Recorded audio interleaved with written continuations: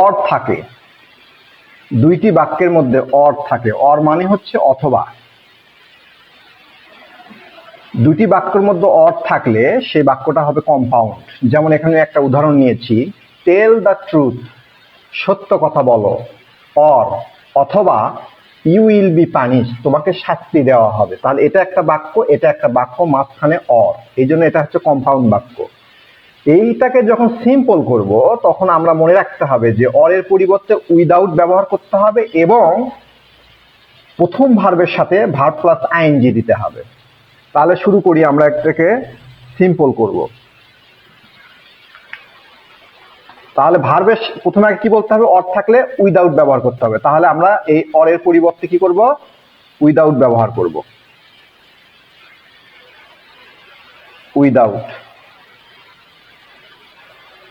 Without. এখন এই যে ভার্বটা আছে, এই ভার্বের সাথে প্রথম ভার্বের সাথে কি করব, ভার্ব প্লাস আইএনজি যুক্ত করব। তাহলে কি ব্যবহার করব, টেলিং, যা আছে এখন তাই। তাহলে উইদাউট টেলিং দি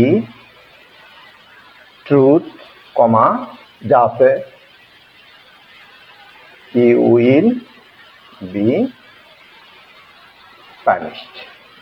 এইভাবে অর যুক্ত যে কোনো বাক্যকে আমরা চেঞ্জ করতে